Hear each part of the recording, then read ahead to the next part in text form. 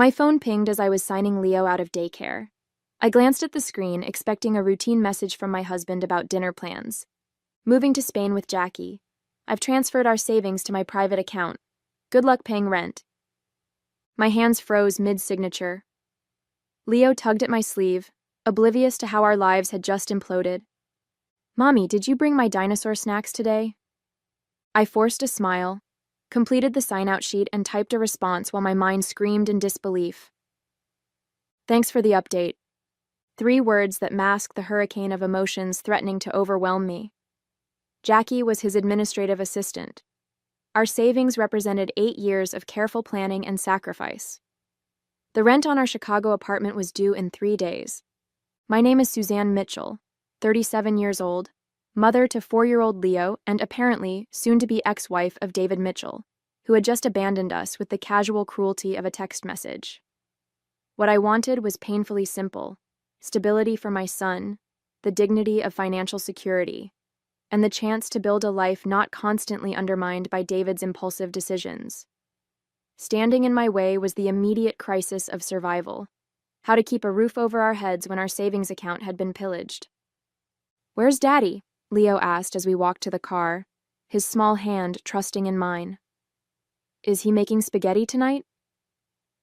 "Daddy's on a trip," I answered, the first of what would likely be many carefully constructed half-truths. "We'll have pizza instead." At home, I tucked Leo in front of his favorite cartoon while I called the bank. The polite representative confirmed my worst fears. David had indeed transferred the entire balance, $42,731, from our joint savings to an account under his name only. Since both our names were on the joint account, there was nothing they could do. It wasn't technically theft in the eyes of the banking system. I opened our checking account online, hoping David had overlooked our day-to-day funds. The balance read $347.12. Our rent was $2,200. As the reality of our situation sank in, my phone lit up with a call from David's mother, Beatrice. "Suzanne, what have you done?" she demanded without preamble. "David says you're refusing to let him see Leo." I struggled to process her words. "What? David just told me he's moving to Spain. He's cleaned out our accounts." "Don't lie to me," she snapped. "He showed me the text messages. You're threatening to keep Leo from him unless he pays you more alimony. I've raised a better son than that, and he won't be bullied." As Beatrice continued her tirade, a sickening realization dawned. David wasn't just abandoning us. He was actively creating a fictional narrative where I was the villain. And based on the conviction in his mother's voice, she believed every word. This wasn't just about survival anymore. It was about truth, justice, and my son's future. David and I met 9 years ago at a publishing conference in New York. I was an ambitious editor at Horizon Books, while he was working in marketing for a rival publisher. He pursued me with the same charismatic intensity that initially made him successful in his career: handwritten notes, thoughtful gifts, ambitious date plans. Within 6 months, we were married in a small ceremony overlooking Lake Michigan. The first years were good ones. We moved to Chicago for my promotion to senior editor, and David easily found a marketing position at a local firm. We bought a modest condo, traveled occasionally, and planned for our future. When Leo was born 4 years ago, we agreed I would take a step back from work to focus on motherhood while David's career supported us. I transitioned to freelance editing, working from home around Leo's schedule. The shift in our financial dynamic coincided with subtle changes in David's behavior.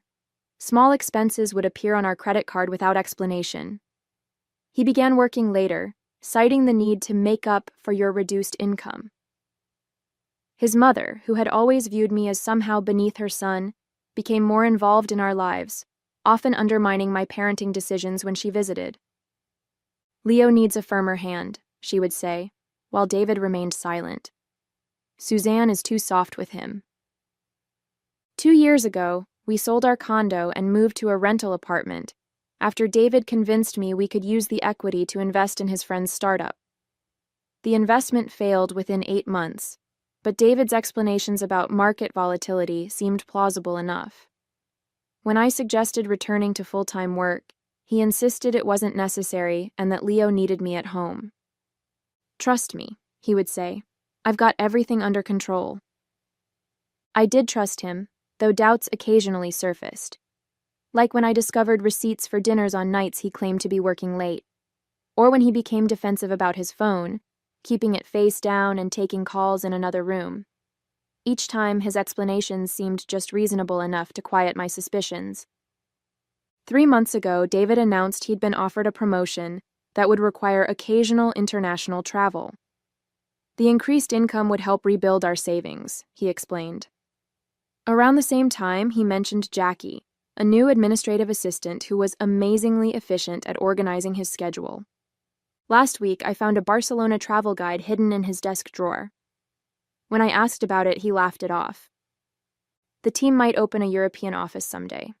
Just doing some preliminary research.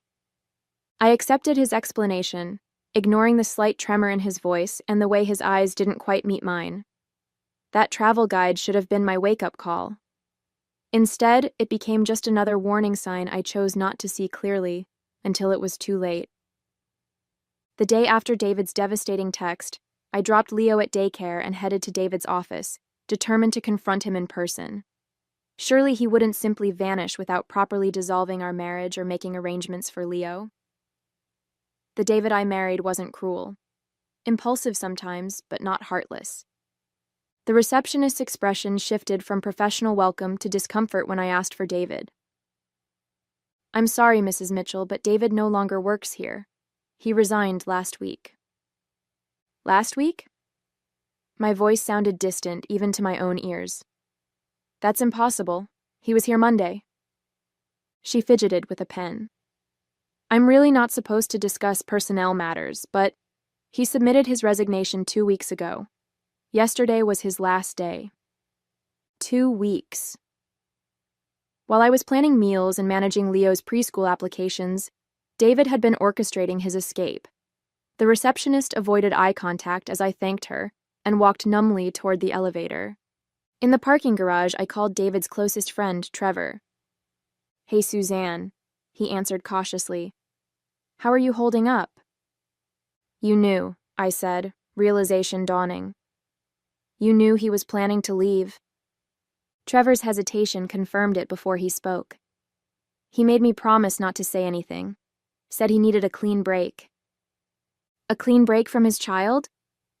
My voice rose despite my efforts to remain calm. From 8 years of marriage? "Look, I'm sorry. I told him it was wrong, but Jackie makes him happy. He said you and Leo would be better off without him dragging you down. Jackie makes him happy." The words cut deeper than they should have. I knew their relationship wasn't just professional, but hearing it confirmed by a mutual friend transformed suspicion into humiliating certainty. "Did he tell you he emptied our bank accounts?" I asked. Trevor's silence spoke volumes. "Christ, Suzanne, I had no idea he'd go that far." His voice dropped. "That's messed up." After ending the call, I sat in my car, the full scope of David's betrayal washing over me. This wasn't an impulsive decision or momentary weakness. It was a calculated escape, meticulously planned while he played the role of committed husband and father. When I arrived home, a certified letter awaited me. Inside was a petition for divorce, filed by David a week earlier, citing irreconcilable differences. The document listed his new address in Barcelona and requested that all parental rights and obligations remain with the mother, with no visitation or custody granted to the father. He was legally abandoning Leo while simultaneously portraying me as the one keeping them apart. Attached was a note from David's lawyer.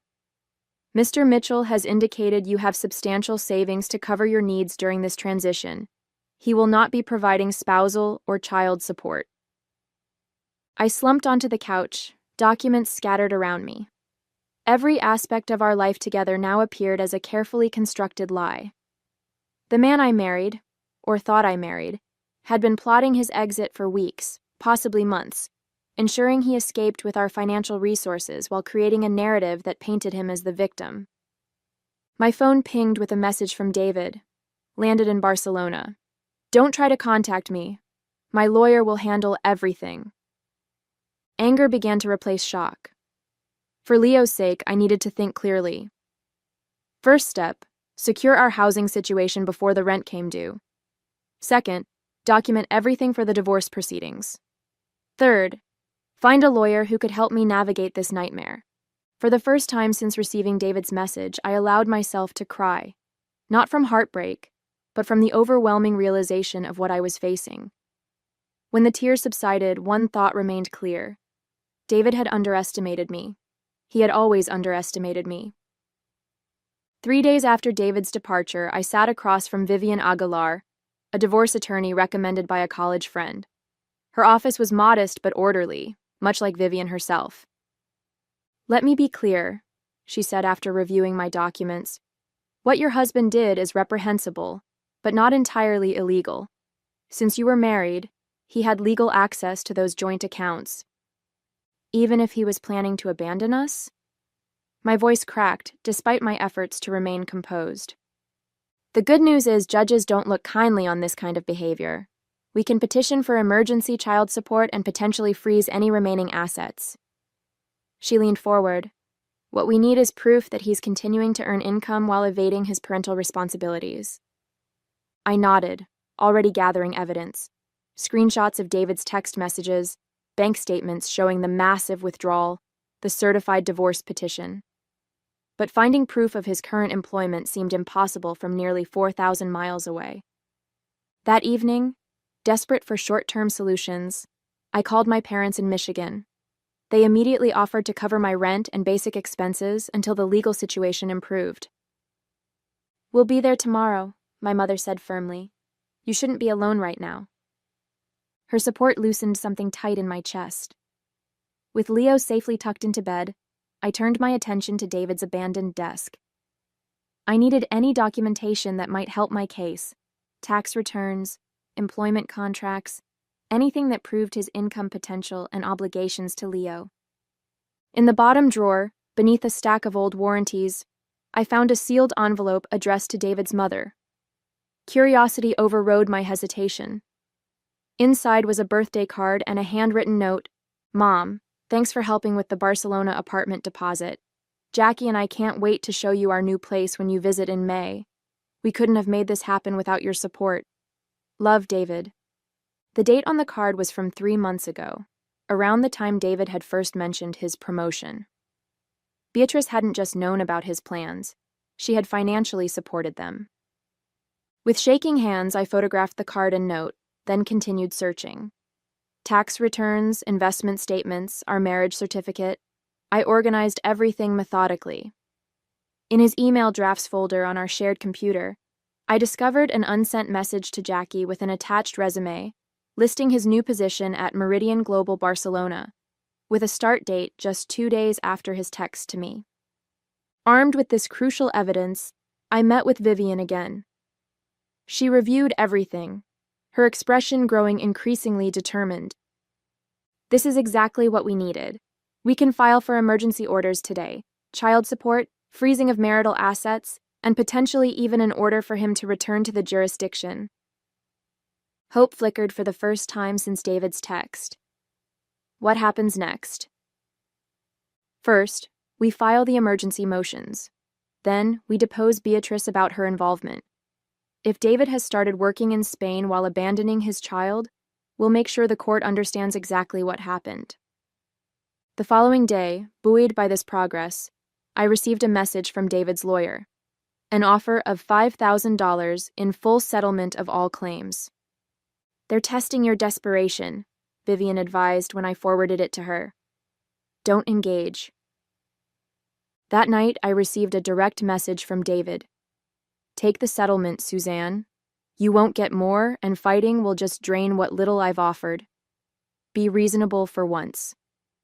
His condescension ignited a quiet fury. I didn't respond, but I saved the message as evidence of his attitude toward his responsibilities. 2 days later, we secured an emergency hearing date. That same afternoon, I received an unexpected call from Jackie's ex-roommate, Bethany, who had discovered my contact information in Jackie's abandoned belongings. I thought you should know what they were planning, Bethany said, her voice hesitant. Jackie's been talking about this for months, how they were going to start fresh in Spain without any baggage. She even bragged about how David was setting aside money where you couldn't touch it.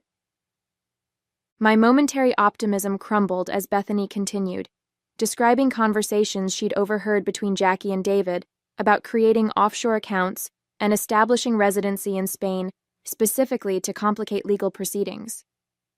They have a whole plan to make fighting them so expensive and difficult that you'll eventually give up, Bethany concluded. I'm sorry. I just thought you deserved to know what you're up against.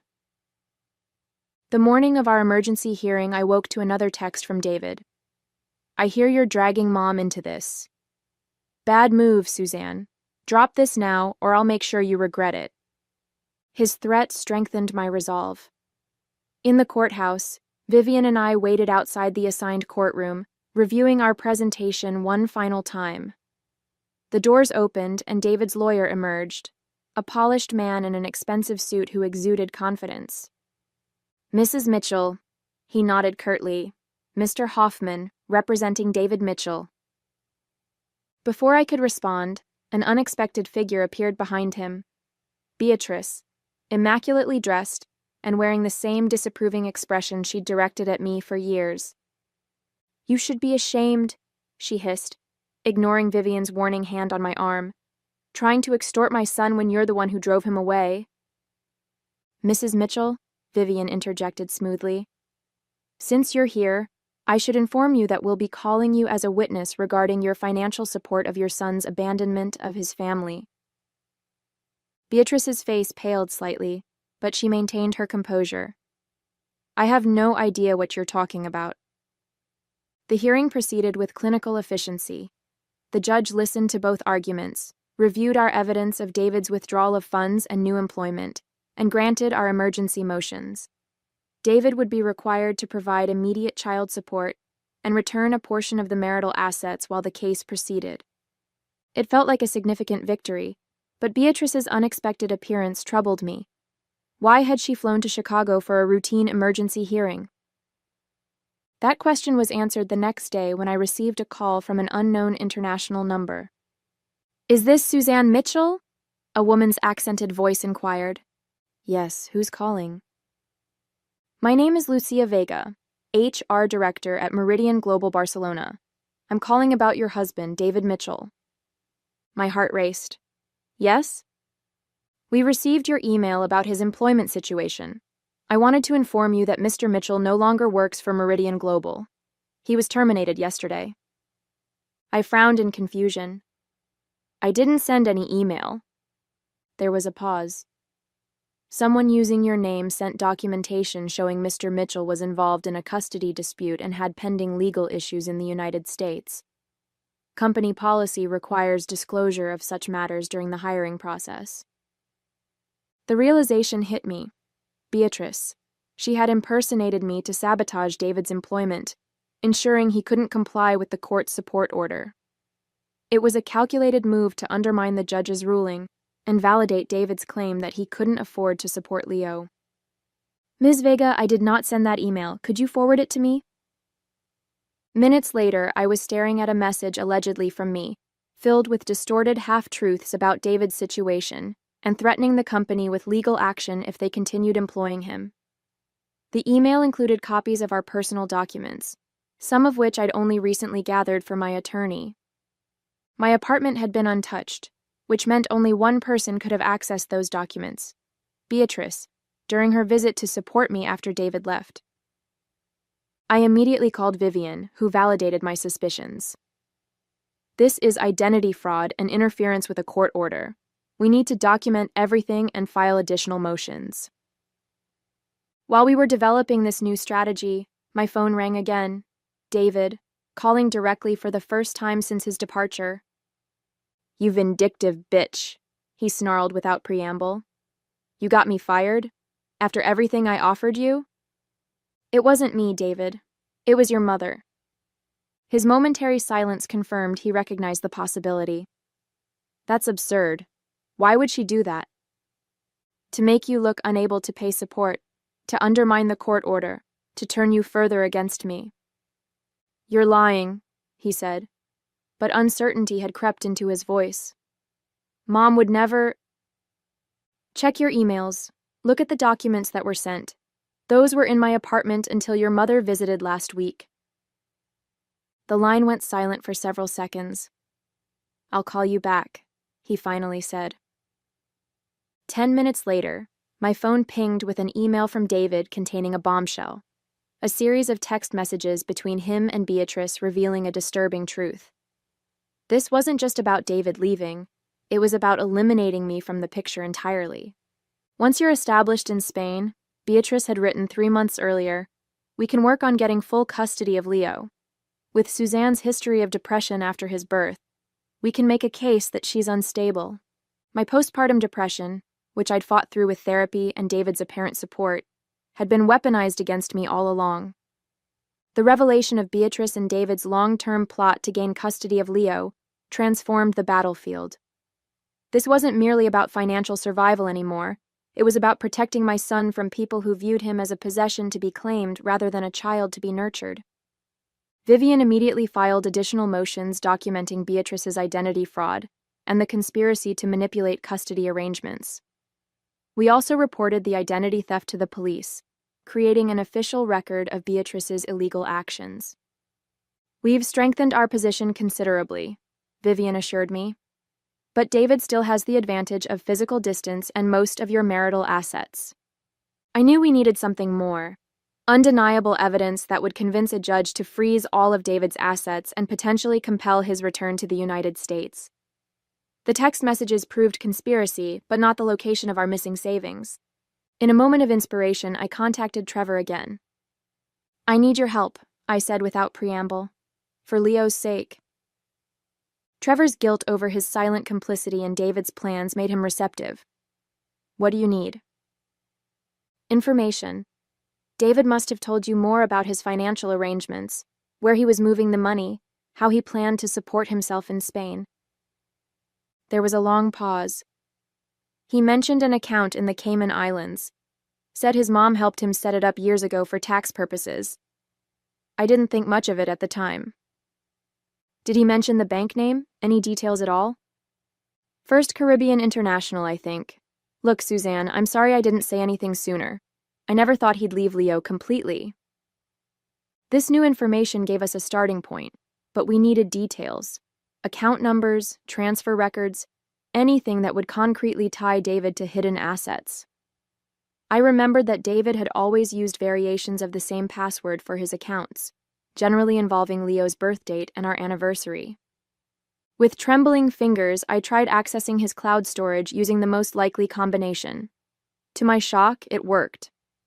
Inside were folders meticulously organizing his escape, screenshots of transfer confirmations, correspondence with Beatrice about the offshore account, even a document titled Custody Strategy, outlining their plan to paint me as an unstable mother once Leo was brought to Spain. I immediately forwarded everything to Vivian, who called back within the hour, her voice tense with controlled excitement. "This is exactly what we needed.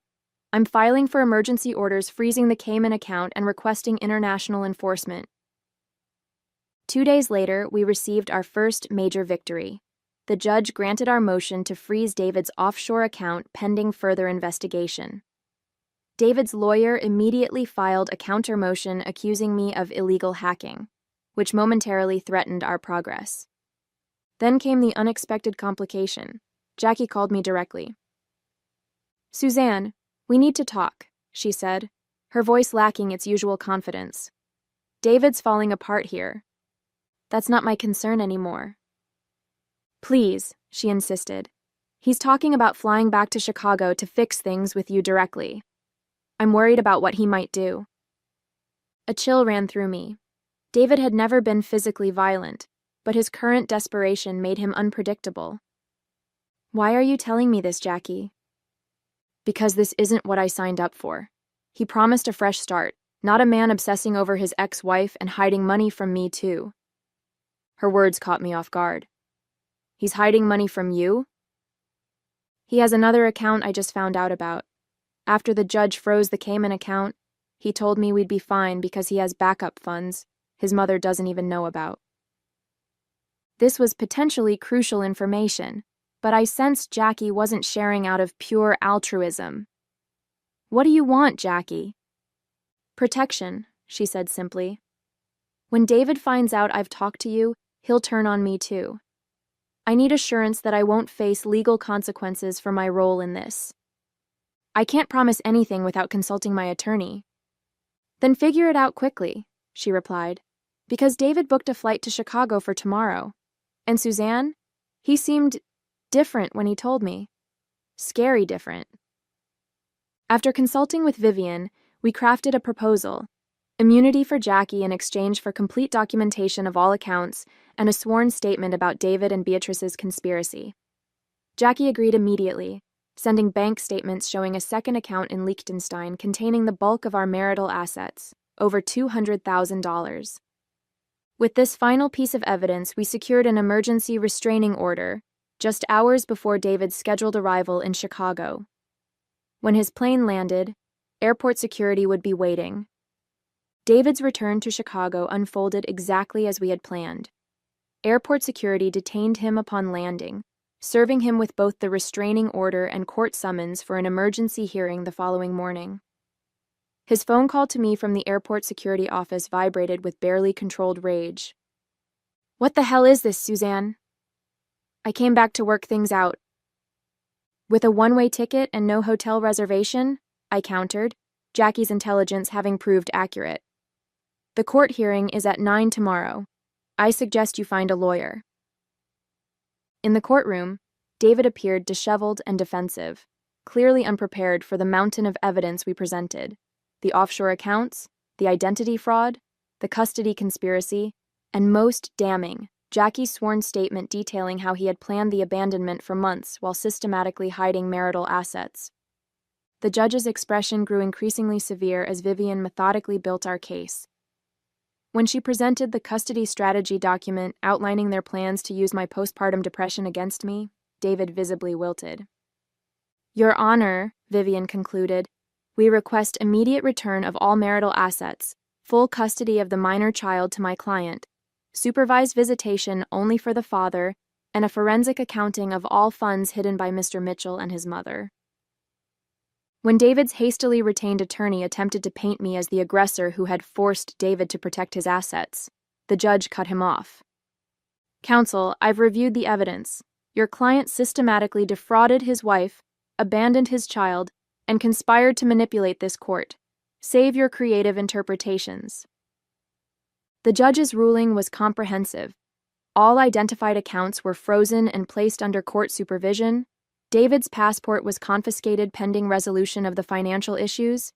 Temporary full custody was granted to me, and a referral was made to the district attorney's office to investigate potential criminal charges against both David and Beatrice for identity fraud and conspiracy. As David stared at me across the courtroom, I met his gaze steadily, no longer the desperate woman he had expected to find. In his eyes, I saw the dawning realization that his carefully constructed escape had become his prison. In the months following the court's ruling, the full consequences of David's actions unfolded with a certain poetic justice. The forensic accounting uncovered not just our marital assets, but additional funds Beatrice had hidden for tax purposes. Both faced civil penalties. Beatrice was also charged with identity fraud for impersonating me to Meridian Global. David's attempts to rebuild his life in Chicago floundered. His industry reputation was tarnished by the public court records detailing his abandonment and financial dishonesty. Jackie returned to Spain alone, her immunity agreement having served its purpose for both of us. The divorce finalized with terms heavily favoring me and Leo. Full custody with David granted only supervised visitation, which he rarely exercised. Complete restoration of our marital assets plus legal fees, and substantial child support indexed to David's future earnings to prevent him from deliberately remaining underemployed. Most satisfying was watching Beatrice's carefully constructed social facade crumble when her country club friends discovered she had committed identity fraud to sabotage her own son's employment. The woman who had judged me for years now faced judgment from her peers. 6 months after David's text upended our lives, Leo and I moved into a small but comfortable condo purchased with the recovered funds. A home that was truly ours, with no shadows of betrayal lingering in its corners. "Is Daddy ever coming to visit?" Leo asked one evening as I tucked him into his new dinosaur-themed bedroom. "I don't know, sweetheart," I answered honestly, "but we're going to be okay either way." And we were. I returned to full-time editing with a publishing house that offered flexible hours for parents. Leo thrived in his new preschool. The acute pain of David's betrayal gradually transformed into something quieter, a hard-earned wisdom about resilience and self-reliance. Sometimes life's cruelest moments become unexpected catalysts for growth. David's parting text, "Good luck paying rent," had been intended as a devastating final blow. Instead, it became the first line of a story about finding strength I never knew I possessed.